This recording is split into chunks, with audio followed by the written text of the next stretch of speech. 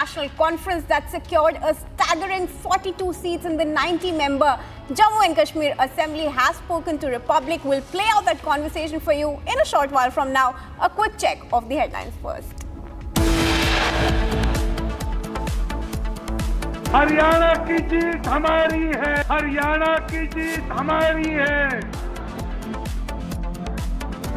Prime Minister Modi's big attack on Congress after Assembly poll results says Congress wants to divide Hindus, sees Muslims as a vote bank.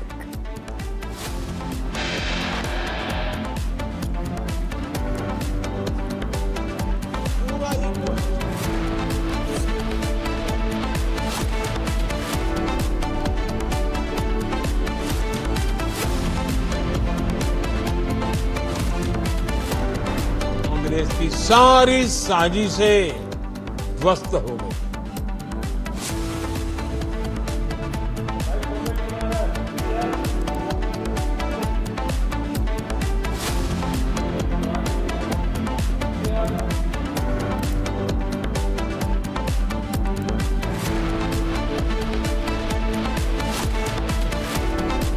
इसी का फायदा Congress party को उठाना चाहिए था, मगर लगता यह है कि उनके इंटरनल डिफरेंसेस की वजह से उसका फायदा बीजेपी को हो गया।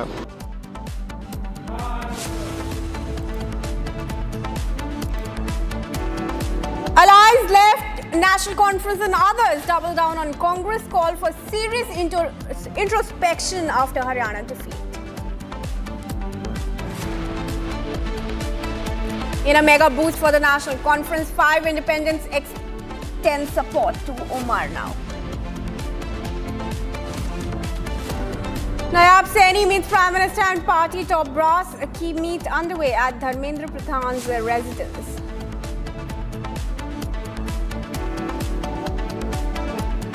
And stand by as we get you a super exclusive interview of the next Jammu and Kashmir Chief Minister, aspirant Omar Abdullah.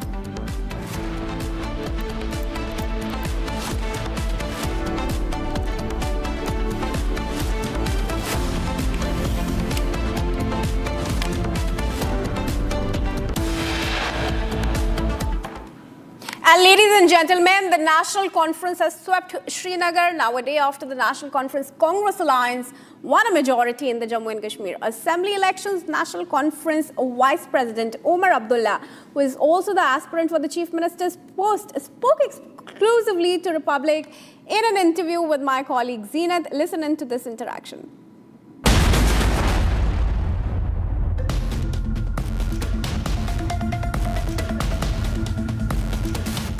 Sumptuous victory for the Jammu and Kashmir National Conference, and the man of the moment, Omar Abdullah, is joining us here on Republic.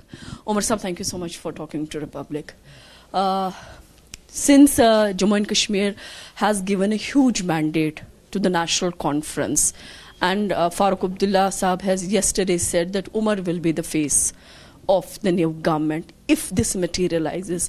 How do you see your role as the Chief Minister? Because now it's UT and the role of Chief Minister has diminished. How are you going to navigate? Look, I'm not going to presume what the legislative party will do, but that's not the important part. The important part is the second part of your question, which is how will the incoming government navigate? Obviously, these are realities. We can't wish them away. That said, I believe that it's a temporary phase. I've always said that this is not the assembly we deserve, it's not the assembly we want, but this assembly is a step towards that assembly. The Honourable Prime Minister, Honourable Defence Minister, Honourable Home Minister, time and again in speeches have assured the people of Jammu and Kashmir that statehood will be restored. The BJP always said that it's a 3-step process: delimitation, election, statehood. 2 steps are done. Delimitation complete, elections complete. Now 3rd step, statehood. Do you see that the promise that have been made by the Prime Minister, that promise will be fulfilled sooner, or how are you going to take the steps further to get the statehood? Look, I believe that obviously this is a priority matter for the incoming government. I would advise that once the government is in place, in the first cabinet meeting, they should have a single point agenda which is to pass a resolution asking Government of India to restore full statehood for Jammu and Kashmir. And then the Chief Minister, perhaps accompanied by some of his ministers or even on his own or her own, should travel to Delhi, meet the Honorable Prime Minister, Home Minister and others, present them with this cabinet resolution and ask them. I think the people of Jammu and Kashmir deserve some sort of recognition and some reward and appreciation for the way in which they participated in this election. The Prime Minister has welcomed the turnout. The Prime Minister has, in his tweets yesterday, talked about how Jammu and Kashmir was very much a part of the Indian democratic setup. And the people of Jammu and Kashmir willingly came out. There's not a single complaint of a voter being forced to come out and vote. So the large turnout that you had came from people who willingly went to the polling booths and cast their votes. I think they deserve some sort of recognition for this. And the best recognition this government can give is to restore statehood, because it's an issue on which there is no division. On 370, I can understand. There are huge divisions, regional, political, everything. 370 is an issue on which there is no division. BJP, Congress, National Conference, everybody says restore statehood. So do it. But now we see that as long as J&K is going to be UT, the more the powers will be with the Lieutenant Governor. Well, obviously a lot of that depends on the Lieutenant Governor. I'm sure that the incoming elected government will not look for a fight with the Lieutenant Governor, will not provoke a fight with the Lieutenant Governor. But it's also for the Lieutenant Governor to recognize that he's no longer the sort of unchecked leader of Jammu and Kashmir. There is now an elected government, and that elected government carries more credibility than a nominated Lieutenant Governor. So I think the two will have to find a way to work together. How are you going to take the path further with your alliance partner, who couldn't do much better as expected? They are now in the single digits. So you being the majority stakeholder, how are you going to take it further as far as the ministerial berths are concerned and other things? We're not in the business of conducting coalition negotiations in the public domain. Obviously, these are matters that are going to have to be discussed. There's going to be some amount of give and take that is necessary, and we'll do that. We are reasonable and responsible political parties. This is not the first coalition that we are a part of. So give us some time, and we'll put things into place. Omar Sahab, now earlier the LG said that they have the powers to nominate 5 MLAs. Though National Conference has also put their stand before it, but it is not going to make any major difference. But if LG goes ahead by nominating, I'm not going to sort of presume or predict what the Lieutenant Governor is going to do.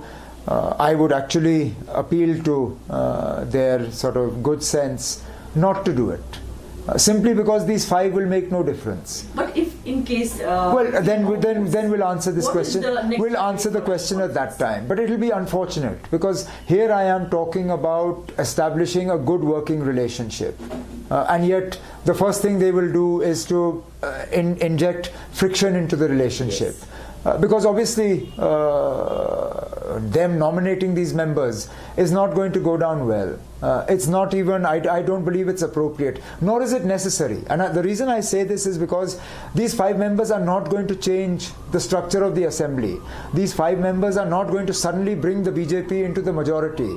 I can still understand if the gap between us and the BJP was 1 or 2 seats. And with these 5, BJP would suddenly become the ruling party. Then fine, then it would be a matter for the courts to settle. But even with these 5, nothing will change, because there are quite a few independents who will identify with us. So our margin will go up. All that you will do is put 5 marginalized sections of the community into the opposition.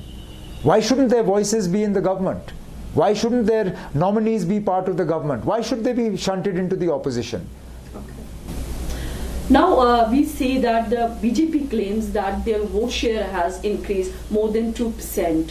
than what was there in the kitty in 2014 elections. And National Conference has also gradually increased their... vote share is a consolation prize. You talk about vote share when you don't win elections. BJP is not talking about vote share in Haryana. Yes. Why are they not talking about vote share in Haryana? क्योंकि वहाँ हुकूमत बनी ना, वो हुकूमत से ही खुश हैं. यहाँ हुकूमत नहीं है तो वोट शेयर की बात आ जाती है. लीव वोट शेयर, कोई बात नहीं. How would you take care of the aspirations of the people from the Jammu region? Because National Conference has done. I think it is very important that the incoming government gives a sense of ownership to Jammu. Jammu has a lot of angst, a lot of a lot of unhappiness that didn't reflect in the vote. Surprisingly, even though in our campaign we kept hearing complaints regarding Darbar move, regarding employment, regarding electricity, water, all sorts of things. When it came to voting, then voting was done on different sort of patterns. But it would be wrong to punish people just because they didn't vote for the coalition. And therefore, this government has a responsibility to be a government for everybody, whether they voted for us or not, whether they voted at all or not. Because by that logic, then 80% of Srinagar didn't vote. So does that mean this government does not represent those 80% of Srinagar? We owe it to the people of Srinagar, even if they didn't come to vote, to deliver on our promises to them. And similarly, we owe it to the people of Jammu. This government is as much theirs as it is anybody else's. Umar Sahab, security has always been a major challenge for the Jammu and Kashmir, given the kind of neighbors it shares the boundaries with. Though the home doesn't come directly with the sitting government now, but how are you going to take care? Because many statements were floated that they are the ones who want to spread terrorism, but people have shown what they want on ground. So how are you going to take Well, it's again one of those sort of tricky balancing acts that we'll have to negotiate. Give us time. At the moment, we have no sort of relationship at all with the Lieutenant Governor. He doesn't know us, we don't know him. So give us time to figure out how to work with each other. But again, I make the point that I believe this is a temporary phenomenon. The people of Jammu and Kashmir deserve to be given their statehood back. And when that is done, then all these matters will be for the union government. Things will fall in line. I believe so, but things will fall in line before that also. We're not irresponsible people. One last question. What is your vision for the people of Jammu and Kashmir? Well, I think in large parts that vision is already outlined in the manifesto. I don't have to say more than that.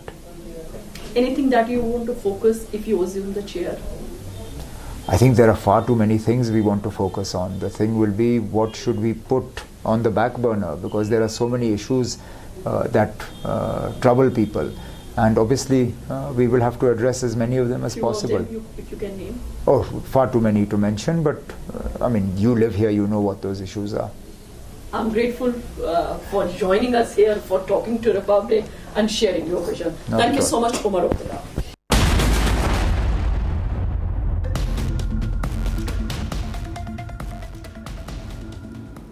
And viewers, moving on, Prime Minister Narendra Modi today met Haryana Chief Minister Nayab Singh Saini at his residence in Delhi a day after the BJP stunned the Congress to win a third record term in the Haryana Assembly elections. The meeting came amid the possibility of Saini being asked to continue in his post after the BJP's grand success in Haryana. Meanwhile, 2 independents have joined the party, which has now increased its tally to 50 in the 90-member assembly. We also learned that a mega BJP huddle is underway in the national capital, even as we speak, to decide on when the new government is going to take its oath. The BJP, let's remind you viewers, had secured 48 seats in the assembly, and now with 2 independents joining the party, its tally has shot up to 50. That's more than the halfway mark of 45 in the Haryana assembly. A stunning, staggering third-term victory for the BJP in Haryana, one that no party has ever achieved before. Let's in fact listen in to what the Chief Minister had to say. क्या कहना चाहेंगे? आशीर्वाद लेने के लिए आया था मैं और बधाई दी है। आदरणीय राजनाथ जी ने हमें संभाला है, पूरी पार्टी की उच्च लीडरशिप ने हरियाणा के अंदर जिस प्रकार से आकर के हरियाणा के लोगों को संभाला है और एक माहौल खड़ा हुआ है। ये मोदी जी की नीतियों का परिणाम है कि आज भारतीय जनता पार्टी तीसरी बार हरियाणा में सत्ता में है। सर, इतने प्रचंड जीत की वजह क्या मानते हैं? लीडरशिप, केंद्रीय नेतृत्व का हमारा आदरणीय मोदी जी के जो काम है, जो उन्होंने कार्य किए हैं,